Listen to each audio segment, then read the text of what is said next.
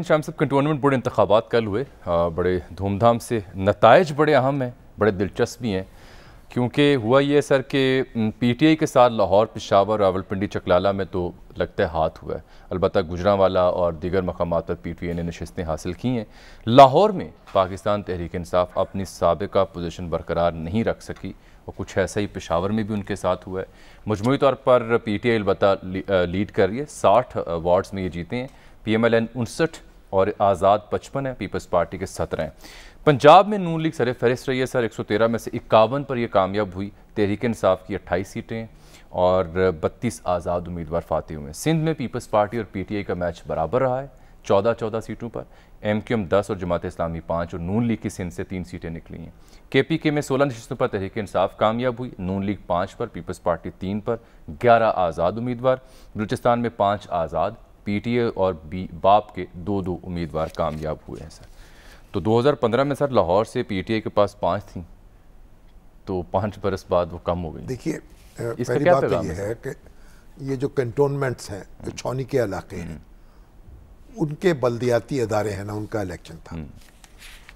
اب یہ سب سے اچھی بات یہ ہوئی ہے کہ الیکشن بہت اچھے ماحول میں ہوا، اکا دکا کوئی نہ کوئی جھڑپ کہیں ہو گئی یا کوئی شکایت پیدا ہوئی، بحیثیت مجموعی بہت آزادانہ اور منصفانہ انتخابات ہوئے، اور کوئی وائلیشن کی بڑی شکایت دیکھنے میں نہیں آئی۔ ٹرن آؤٹ کم رہا ہے، ٹرن آؤٹ تو بارش بھی تھی، پچھلے بار جب ہوئے تھے تو وہ اس کا ایوریج جو بنتی ہے 5 جگہوں کی، یعنی 4 صوبوں کی اور کیپٹل ٹیریٹری کی، تو وہ کوئی 40-45% بنتی ہے۔ اس دفعہ جو ایوریج بنتی ہے ٹرن آؤٹ کی ملایا جائے تو 20-25% کے آس پاس۔ نہیں، اس کی موسم کی خرابی بھی بڑا فیکٹر ہوئی ہے، کیونکہ بارش ہو رہی تھی بڑی شدید، اور پولنگ سٹیشنز بعد ایسے تھے کہ ان پانی کھڑا تھا راستے میں بھی۔ شاہ صاحب بارش تو یہ پنجاب یا لاہور میں کچھ حلقوں میں ہوگی، لیکن یعنی ملک بھر میں تھی، مگر اصل بات یہ ہے کہ ایک تو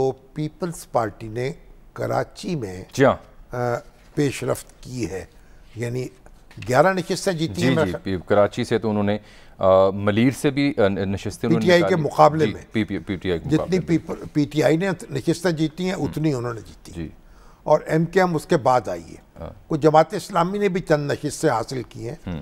تو اصل میں جو اگر سندھ کے شہری علاقوں میں پیپلز پارٹی آگے بڑھتی ہے تو اس کے یہ اثرات ہوں گے کہ جو دیہی اور شہری سندھ کی ڈیوائیڈ ہے وہ ختم ہوگی، اور یہ ایک بحیثیت مجموعی یہ ایک اچھا شگون ہے۔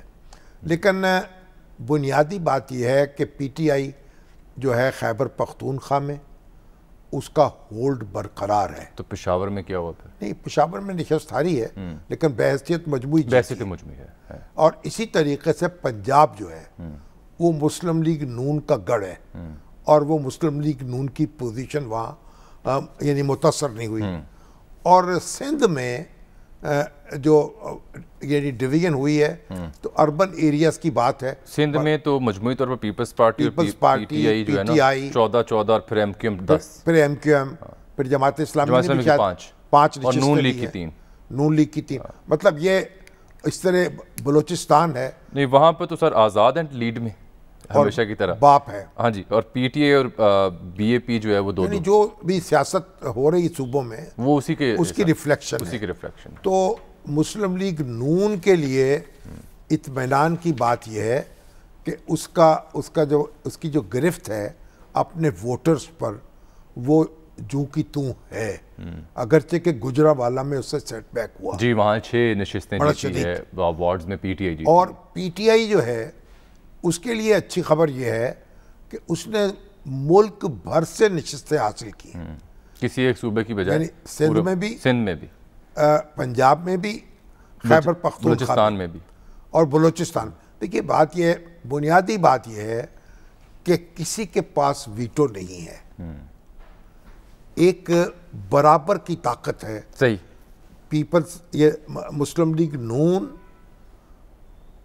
پی ٹی آئی، اور اس کے بعد پھر پیپلز پارٹی، پھر دوسری جماعت اسلامی بھی کچھ آگے بڑھی ہے، اور ان کے جو کراچی میں، اور پھر JUI جو ہے وہ کوئی میرا خیال اس کے خاص JUI کی پریزنس ایسا سچ نہیں ہے سر، جماعت اسلامی کی مجموعی طور پر ساتھ آئی ہیں، ان کے یہ شہری علاقے ہیں وہاں پہ ان کا کوئی پریزنس خاص ہے نہیں، کوئی دلچسپی بھی نہیں لی. تو میرا خیال ہے کہ ہماری سیاسی جماعتوں کو یہ بات سمجھنی چاہیے کہ وہ ایک دوسرے کو ایلیمینیٹ نہیں کر سکتی، جیو اور جینے دو، یہی اصول ہے. ایک دوسرے کے ساتھ تعلقات استوار کریں، بات چیت کریں، مل کے بیٹھیں، مسائل کا حل تلاش کریں، یہی حل ہے. ویٹو کسی کے پاس نہیں ہے. ٹھیک. اچھا سر، اب وقت ختم ہو رہا ہے لیکن بہت اہم ذکر کرنا ہے. ہم نے ممتاز دانشور تحریک پاکستان کے عظیم محقق ڈاکٹر محمد صفدر کی، ڈاکٹر صفدر محمود جو آج چل بسے. ڈاکٹر صفدر محمود ایک بڑے سرکاری افسر، انکم ٹیکس کے محکمے میں رہے، سیکریٹری اطلاعات رہے، چیئرمین سینسر بورڈ رہے، اور تحریک پاکستان پر لکھا، اور محقق اور ایسے کمال کے انسائکلوپیڈیا تھے تحریک پاکستان. اور تحریک پاکستان ان کا ایک خاص موضوع تھی. انہوں نے بہت کچھ لکھا، ہماری رہنمائی کرتے رہے. مشکل موضوعات جو ہیں ان پر بھی انہوں نے ہماری رہنمائی کی، اور مواد جو تھا ان کا تحقیق سے راستہ دکھایا ہمیں. نظریاتی الجھنیں جو تھی ان کو دور کرتے رہے. ایک بڑا پاکستانی، ایک بڑا محقق ہم اس سے محروم ہو گئے. اللہ تعالیٰ ان کی مغفرت کرے. اسی طرح عظیم سرور پولیو کے مریض تھے، لیکن براڈ کاسٹر بہت زبردست، اور پھر اس کے بعد کالم نگار زبردست، اور پھر روحانی معاملات سے بھی تعلق تھا. وہ بھی رخصت ہو گئے دنیا سے. اللہ تعالیٰ ان کی مغفرت بھی فرمائے. صفدر صاحب کا بھی روحانی دنیا سے بڑا گہرا تھا. اور ڈاکٹر صفدر محمود صاحب، وہ بھی اپنی ایک عالم روحانی دنیا جو تھی اور روحانی بزرگوں سے بڑا تعلق تھا.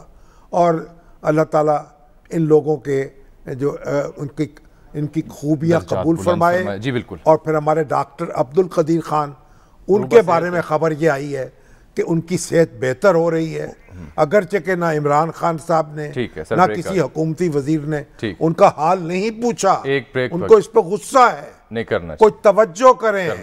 جو شخص جو ہے پاکستان کا بہت بڑا خادم ہے، اس کی دلجوئی بھی ان کو توفیق نہیں ہوئی کرنے کی. بالکل. اللہ تعالیٰ ان کو سلامت رکھے. عاصمہ شرائع صاحبہ، کیا آپ تشریف رکھتی ہیں؟ ٹیلی فون لائن پر سن رہی ہیں ہمیں آپ؟ جی بالکل. بہت شکریہ آپ کے وقت ہے. چونکہ میں نے 3 احتجاج جن کا ذکر کیا تھا. ایک تو گیلری کا، تو اسپیکر صاحب نے خود اپنا موقف دے دیا. دوسرا پارلیمان کے اندر تھا اپوزیشن کا، اور تیسرا باہر جہاں آپ سب لوگ تشریف رکھتے تھے. جہاں باہر تو عاصمہ شرازی صاحبہ ماشاءاللہ پورے شان و شوقت سے وہاں موجود تمام وہاں پہ جو سینئر صحافی تھے اور یہ صحافی تھے موجود. اور وہاں لگتا ہے کہ آل پارٹیز کانفرنس ہو گئی آج تو پارلیمنٹ کے باہر. کیوں جی؟ کیونکہ بلاول اور شہباز اکٹھے ہو گئے وہاں پہ.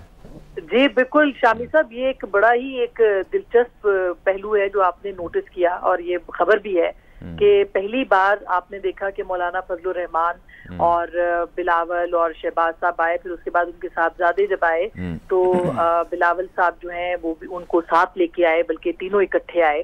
اور شہباز صاحب کو انہوں نے باقاعدہ پہلے کہا کہ وہ لیڈر آف دی اپوزیشن ہے، ان کی کمر میں تکلیف بھی ہے، تو لہٰذا ان کو پہلے خطاب کی دعوت دی جائے. تو بڑا ایک اچھا ان کے آپس میں ہم آہنگی تھی. اور شاید صحافیوں کو دیکھ کے ان کے اندر بھی ایک خیال آیا ہے کہ جو بھی اس وقت معاملات چل رہے ہیں جمہوریت، آئین اور اس کے ساتھ ساتھ اس قانون کے بارے میں، تو یہ بہتر موقع ہے کہ سب اکٹھے ہو جائے، نہ کہ صحافی اور سول سوسائٹی، بار کاؤنسل، وہ تو سب اکٹھے ہیں ہی. اگر سیاستدان اس موقع پر اکٹھے نہ ہوئے تو ظاہر ہے کہ ساری زندگی کے لیے ان کو ایک تانا جو ہے وہ سننے کو ملے گا. تو یہ ایک جو احتجاج تھا جو کہ کل شام 4 بجے سے شروع ہوا، واک بھی تھی اس کے اندر، وہ پارلیمنٹ کے سامنے دھرنا بھی ہوا. تمام رات پاکستان بھر سے جو تنظیمیں تھیں وہ وہاں پہ موجود بھی رہیں اور اپنا احتجاج بھی ریکارڈ کرتے رہے. اور میرا خیال ہے آپ نے خود بھی آبزرو کیا ہوگا کہ بہت سکسیسفل یہ احتجاج تھا. اس میں امینڈا کے جو ڈائریکٹر نیوز کی ایسوسی ایشن ہے وہ بھی یہاں پہ کراچی سے بھی خاص کر کے لوگ آئے اور پاکستان بھر سے لوگ آئے. پھر صحافتی تام یہ چنتخب نہیں تھی، یہ سب منتخب تنظیمیں تھیں جو کہ آج یہاں پہ صحافیوں کی موجود تھیں. اور چنتخب میں نے اس لیے کہا کہ آپ کو معلوم ہوگا جو اسٹینڈنگ کمیٹی کے سامنے موقف رکھا گیا تھا اس میں یہ کہا گیا تھا کہ کچھ صحافتی تنظیمیں یا ایسے صحافی بھی تھے جو اس مجوزہ اتھارٹی اس بل کے حق میں بھی باہر نکلے تھے. میں تو ان کو پہچان نہیں پایا. کیا آپ اسلام آباد میں کام کرتی ہیں؟ آپ انہیں جانتی ہیں؟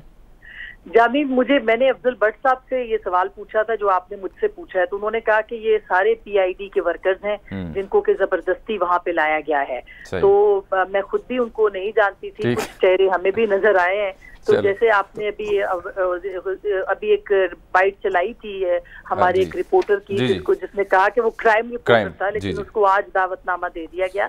तो ये एक अजीबो गरीब किस्म की सिचुएशन क्रिएट करने की कोशिश की गई है। लेकिन एक आखिरी बात चलते चलते कि आज का जो धरना था वो बहुत इफेक्टिव, वो बहुत कामयाब हुआ है। और उसकी कामयाबी की सबसे बड़ी दलील ये थी कि तमाम जो पाकिस्तान भर के जो लोग हैं, सहाफती तंजीमें भी और इसके साथ पॉलिटिकल तंजीमें, जो सियासी जमातें भी हैं, और जितने भी इसके अंदर सिविल सोसाइटी के लोग वो सब इकट्ठे थे, वो वहां पे इकट्ठे। बहुत शुक्रिया आसमा शराही साहब।